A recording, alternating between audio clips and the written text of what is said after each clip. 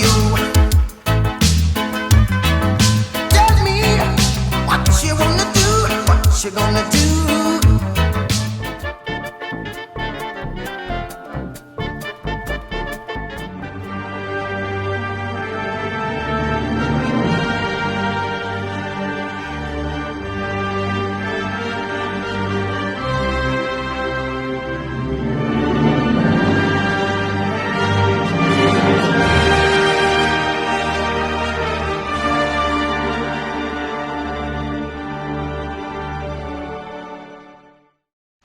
This is Walt Disney, who 100 years ago put together a little studio that created some of the greatest animation we've ever seen, and some of the greatest films in animation ever seen. Fantasia, which is, in my opinion, the greatest piece of animated work in the history of animated film.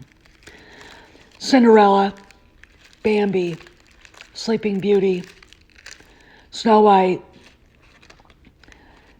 Song of the South, Peter Pan, etc. He set the standard in animated film. He wanted to entertain families, give them experiences that they could take home with them and remember. He set the standard for theme parks. Walt Disney World in Orlando, Florida, Land in Anaheim, now Paris, Shanghai,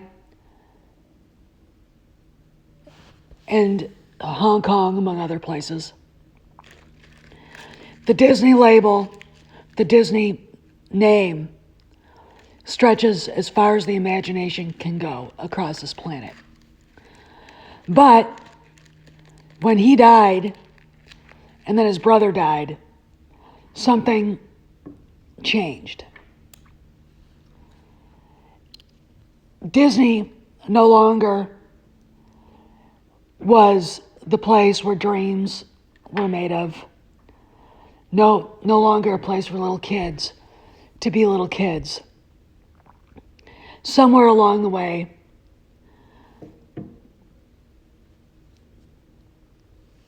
it was very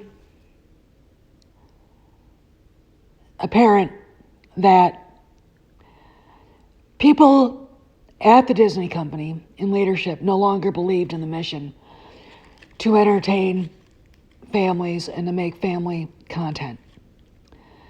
They became part of the activist community.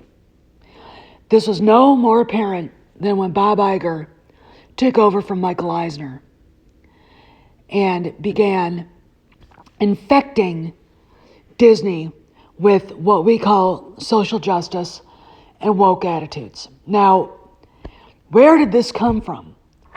The colleges, universities. It infected our entertainment. And the Walt Disney Company is infested with it. People there no longer work to make entertainment for children and families. They're activists, and they work to employ their soapbox and their opinions and their political philosophy into everything they create. Now, granted, the Walt Disney brand is a multi-billion dollar corporation.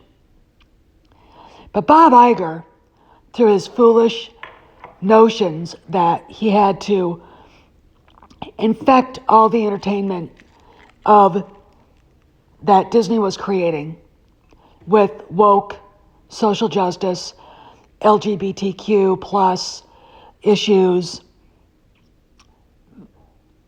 critical race theory, that he didn't realize that this would hurt the brand. We call this virtue signaling because when you look at it from the outside, it seems as though the people, at least on top, actually believe in it. But they don't. And all you have to do is start talking to one of these people to understand it's merely a way to virtue signal to everybody else in their echo chamber that they live in how cool they are and that they're part of the club. What is the club? Well, the club isn't 95% of the American people, that's for sure. And Disney, after Iger left, employed a PR person from George W. Bush's staff, to look into who exactly the customer is. Bob Chapek knows perfectly well that the SJWs in Disney do not conform to who the customer is. And he has seen a lot to tell him that the path that Bob Chapek knows this. He knows that these customers are not SJWs, they're not woke folk. They're just normal families, nuclear families, by and large, who want to have a lovely vacation and take their kids to a place that their kids have dreamed about going to for years. 57% of Disney's customers are nuclear families, mom, dad, kids. Family of 4, family of 5, family of 3. By and large, the buying power of that group alone dwarfs the LGBTQ community. Dwarfs it. However, within the Disney company, there are people in that community who do not see themselves as Disney employees, but as woke activists for their causes. Again, they're virtue signaling and are trying to get him to virtue signal and trying to bully the chairman, the chief operating officer,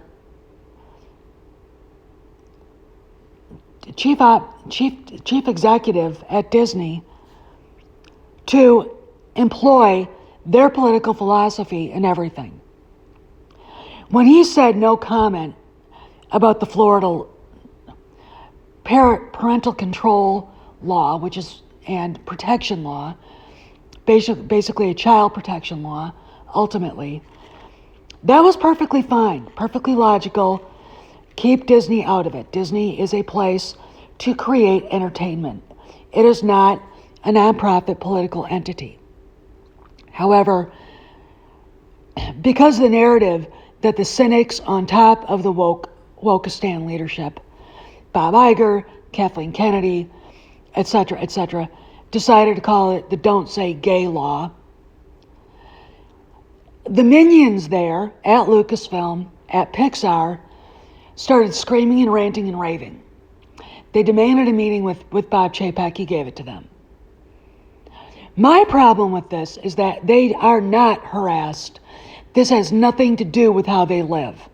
This has everything to do with the vast majority of Disney customers who want their kids to have a safe, warm growing up period, have their childhood intact. And that cannot be when they've got teachers in schools in Florida forcing sexuality of an adult nature, the kind of discussions, into places in grades it doesn't belong. The years pre-K through 3rd grade are the gentlest years a child should have. These people at Lucasfilm who are SJWs and at Pixar don't care about your kids. They want your kids to see this. They also think that they're being victimized by a law that doesn't have anything to do with them. And it doesn't. We have Pixar screaming about Disney executives, and I'm going to say probably Chapek himself, Kareem Davis, Alan Bergman, basically saying you can't put same-sex content into your cartoons anymore. Complaining about that. Now why would these people want to put that kind of adult content into a cartoon seen by millions of little kids? They want the kids to see it. They want a place to express their views. And they think children's content, children's film, animated film for children is the place for it. The problem I have here with all this is that Disney acquiesced to the group within Disney screaming, of a very small minority, of a small minority of people. We don't know where this is going to go. Now, it was Chapek just throwing accolades and fluff at them? I don't know. We have a movie called Turning Red that was supposed to go out as a Pixar feature film at theaters. Disney pulled it back to Plus. I'm going to say this. I have not seen one positive review among the dozens of families I know that are friends of mine. They've all seen it. The kids didn't like it. The parents were horrified. These families are offended by this. And Turning Red, again, is a leftover from the Bob Iger regime, which was financially catastrophic for Disney. The unhinged buying spree that Iger went on left Disney vulnerable to debt, to $100 billion. And while Disney is a big company, look at Paramount. Look at what's going on with Warner Brothers. They're merging with Discovery, and if the club is upset about Bob Chapek wanting to make a buck, they're going to be doubly devastated by Zaslav coming in to Warner Brothers and basically changing gears there. Okay? But we're talking about Disney. And we're talking about Bob Chapek's issues with a certain small group of loud people who have the backing of a bunch of bored, overly wealthy, Hollywood entitled elite. And frankly, to the average consumer, we don't care. Okay? Bob Iger, again, is not a saint. There have been rumors about his own Me Too issues. There are rumors that Kathleen Kennedy might have something in a vault somewhere about him and probably other women. Okay? When I look at somebody like him in his shiny suits, dressed to the nines at his age, there's a guy on the prowl. He's not looking to be well dressed. He's looking to score. Okay?